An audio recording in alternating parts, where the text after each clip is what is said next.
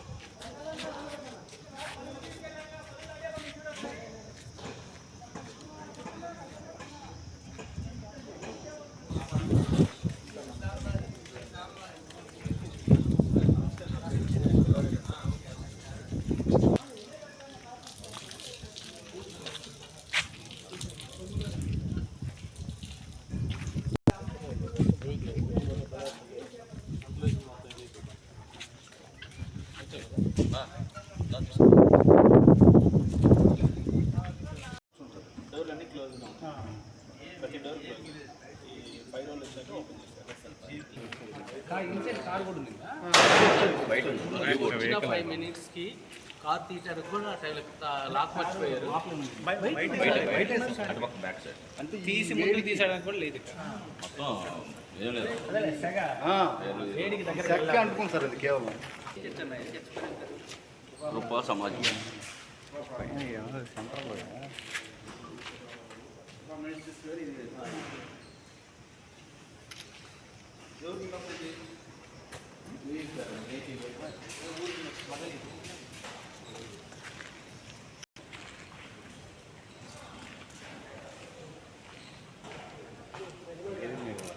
Light company పూర్తి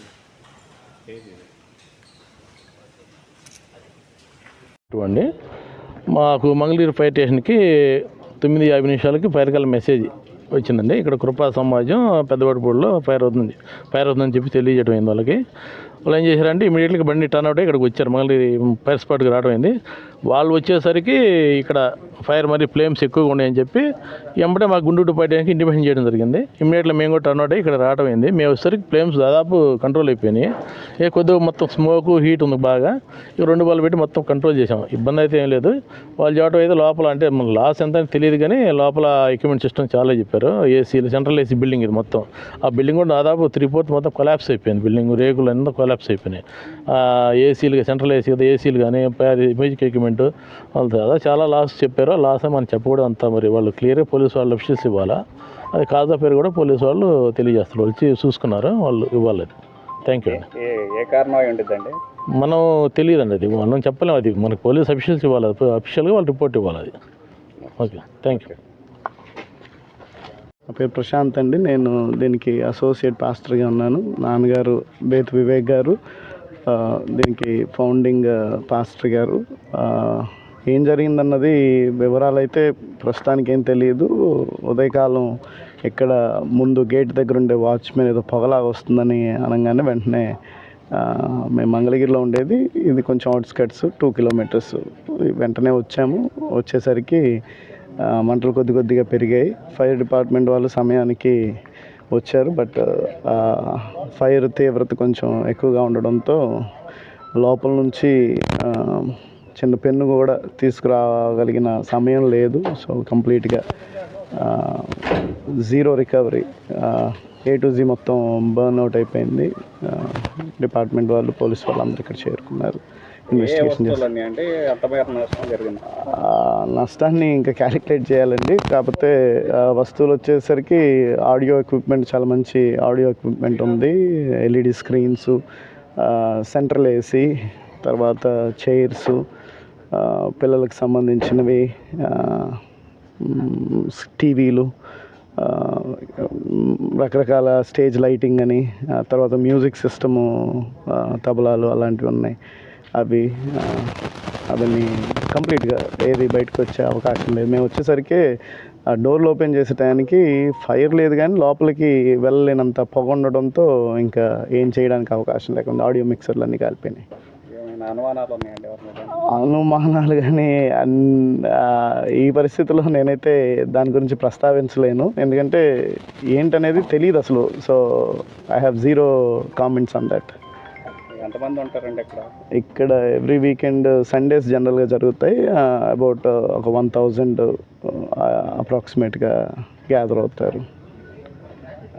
అదే fire accident జరిగే టైంలో ఎవరెవరు ఉన్నారండి? లోపల అయితే ఎవరు లేరండి, కీసెస్ ఉన్నాయి. ఇక్కడికి రావడం కోసమే రెడీ అయ్యారు పిల్లలు, ఎందుకంటే రేపు సండే కాబట్టి జనరల్గా చైర్స్ అవన్నీ ఆర్డర్లో చేయటం అలవాటు. సో సాటర్డే రోజే చేస్తారు. చేసే ప్రాసెస్లోనే బయలుదేరే టైంకి వచ్చి అందుకే వెంటనే రాగలిగాము, బట్ జరిగిపోయింది. అదే. ఓకే.